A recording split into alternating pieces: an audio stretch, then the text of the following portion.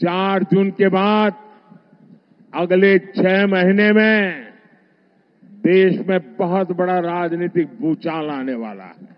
नमस्कार, आदाब, सत श्री अकाल, जय भीम, जोहार। मेरा नाम है नवीन कुमार। आखिर किस भूचाल की तरफ इशारा कर रहे हैं प्रधानमंत्री नरेंद्र मोदी? क्या होने वाला है और कैसे मोदी को पक्का यकीन है कि वो सत्ता में लौट ही रहे? 7वें और अंतिम चरण से पहले जब देश भर से सूचना है कि भाजपा मुश्किल लड़ाई में फंसी हुई है, तब ऐसा कहने का क्या मतलब निकलता है? मोदी के इतने अतिरिक्त आत्मविश्वास के बावजूद यहां हम ईवीएम की चर्चा नहीं करेंगे। 4 जून के बाद अगले 6 महीने में देश में बहुत बड़ा राजनीतिक भूचाल आने वाला है। दरअसल नरेंद्र मोदी पश्चिम बंगाल के दक्षिण परगना के काकद्वीप में एक सभा को संबोधित कर रहे थे। इस सभा में दक्षिण परगना के अलावा डायमंड हार्बर, मथुरापुर और जॉयनगर के उम्मीदवार भी मौजूद थे। इसी सभा में मोदी तुष्टीकरण पर बोलते बोलते एक ऐसी बात बोल जाते हैं जिस पर हंगामा मच गया है। उन्होंने भविष्यवाणी कर डाली है कि लोकसभा चुनाव के नतीजे के बाद कुछ ऐसा होने वाला है जो भारत की राजनीति को हमेशा हमेशा के लिए बदल देगा। आपका एक वोट देश की राजनीतिक दिशा भी बदलने का काम करेगा। वो बदलाव क्या हो सकता है?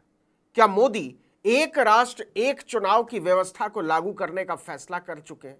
इसका मतलब क्या यह निकाला जा सकता है कि अगर भाजपा की जीत होती है और मोदी सत्ता में लौटते हैं तो अगले 6 महीने में कई राज्यों की सरकारों को बर्खास्त कर दिया जाएगा, क्योंकि उन राज्यों में सरकारों का कार्यकाल बहुत बचा हुआ है और इनमें से ज्यादातर में विपक्ष की सरकारें, जैसे तमिलनाडु में स्टालिन की सरकार, तेलंगाना में कांग्रेस की सरकार, कर्नाटक में कांग्रेस की सरकार, हिमाचल प्रदेश में कांग्रेस की सरकार, पश्चिम बंगाल में ममता बनर्जी की सरकार, आंध्र प्रदेश में वाईएसआरसीपी के जगन मोहन रेड्डी की सरकार, दिल्ली और पंजाब में आम आदमी पार्टी की सरकार। अगर मोदी का इशारा वन नेशन वन इलेक्शन की तरफ है तो निश्चित तौर पर इन सरकारों के सामने मुश्किल खड़ी होने वाली है। शर्त केवल इतनी है कि भाजपा को एक बार फिर से पूर्ण बहुमत हासिल हो और मोदी तीसरी बार प्रधानमंत्री भी बने। लेकिन मोदी ने इसके बाद जो कहा वो ज्यादा हाहाकारी है। सुनिए। 4 जून के बाद अगले 6 महीने में देश में बहुत बड़ा राजनीतिक भूचाल आने वाला है। ये परिवारवादी पार्टियां अपने आप बिखर जाएगी। ये क्या बोल रहे हैं मोदी?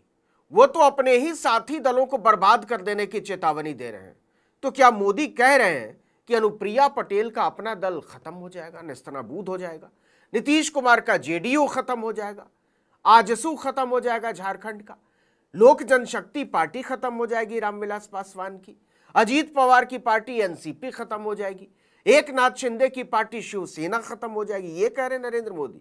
चिराग पासवान की पार्टी खत्म हो जाएगी, चंद्रबाबू नायडू की पार्टी जिसके साथ मिलकर आंध्र प्रदेश में चुनाव लड़ रहे हैं तेलुगु देशम पार्टी खत्म हो जाएगी, तमिलनाडु में एडीएमके खत्म हो जाएगी, साथ मिलकर चुनाव लड़ रहे हैं, निषाद पार्टी खत्म हो जाएगी, साथ मिलकर चुनाव लड़ रहे हैं, पीएमके खत्म हो जाएगा, जयंत चौधरी का राष्ट्रीय लोकदल खत्म हो जाएगा, साथ मिलकर चुनाव लड़ रहे हैं, ओम प्रकाश राजभर की सुहेल देव समाज पार्टी खत्म, नगा पीपल्स पार्टी खत्म, महाराष्ट्र गोमांतक पार्टी खत्म, नेशनल पीपल्स पार्टी खत्म, सब मिलकर लड़ रहे हैं।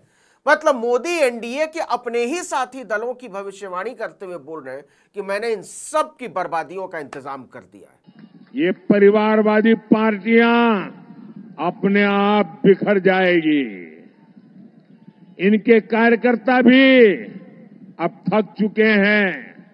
मोदी चालाक नेता है। वो ये नहीं कहते कि हमने खुद अपने साथियों की बर्बादियों का इंतजाम कर दिया है। इतनी हिम्मत उनके भीतर नहीं है।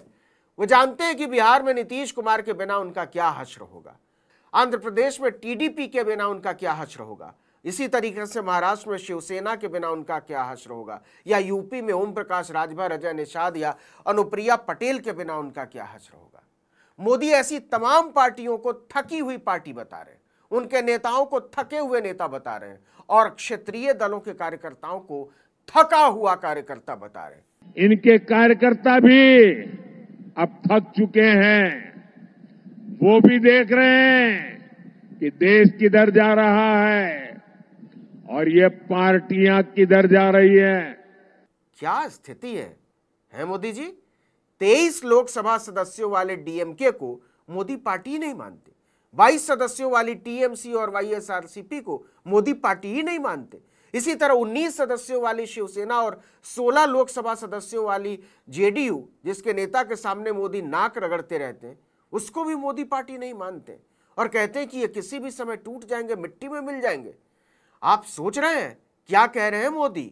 वो कह रहे हैं कि 543 सदस्यों की लोकसभा में 287 सदस्यों वाली भाजपा 210 सदस्यों की हिस्सेदारी रखने वाले छोटे दलों को निगल जाएगी। अगर ये चुनाव जीत गए, मेरे से लिखवा लो एफिडेविट के ऊपर, थोड़े दिन के बाद ममता दीदी जेल में होंगी, तेजस्वी यादव जेल में होगा, स्टैलिन साहब जेल के अंदर होंगे, पिनरई विजयन जेल के अंदर होंगे, उद्धव ठाकरे जेल के अंदर होंगे, जितने विपक्ष के नेता ये सारे जेल के अंदर होंगे। तो क्या जेल से छूटकर आने के बाद केजरीवाल ठीक बोल रहे थे कि आने वाले दिनों में मोदी की नजर बंगाल पर है, तमिलनाडु पर है, झारखंड पर है, केरल पर है, हिमाचल कर्नाटक पर है? ये परिवारवादी पार्टियां अपने आप बिखर जाएगी। अब मोदी यही तो बोल रहे हैं, सीधे नहीं, थोड़ा घुमा फिरा कर बोल रहे हैं। अब 4 जून के बाद सारे छोटे दलों की राजनीति सिमटने वाली है, यही कह रहे हैं। उनके नेता बेरोजगार घर बैठने वाले, यही कह रहे हैं। बहुत बड़ा भूचाल आने वाला है। अब पब्लिक पूछ रही है कि मोदी जी, इसके बारे में तो सोचना तब जब नतीजे सामने आ जाए। अभी तो हम आपसे पूछ रहे हैं कि अगर आप 250 से नीचे अटक गए, भटक गए या चटक गए, तो आप पीएम बनेंगे या नहीं बनेंगे? छोटे दलों को बर्बाद कर देने या बर्बाद होते देखने के सपने का क्या होगा अगर आप सत्ता में ही नहीं लौटे तो? इस बार आपका एक वोट देश की राजनीतिक दिशा भी बदलने का काम करेगा। 4 जून के बाद अगले 6 महीने में देश में बहुत बड़ा राजनीतिक भूचाल आने वाला है। ये परिवारवादी पार्टियां अपने आप बिखर जाएगी। इनके कार्यकर्ता भी अब थक चुके हैं। वो भी देख रहे हैं कि देश किधर जा रहा है और ये पार्टियां किधर जा रही है। इस वीडियो में इतना ही, लेकिन अगर आपने आर्टिकल 19 इंडिया को अब तक सब्सक्राइब नहीं किया तो फौरन कीजिए, बेल आइकॉन दबाइए, घंटी जैसी आकृति, लाइक कीजिए और कमेंट करके बताइए हमारा वीडियो आपको कैसा लगा। हमारा ट्विटर हैंडल है article19_India और मेरा ट्विटर हैंडल है नवीन जर्नलिस्ट। नमस्कार।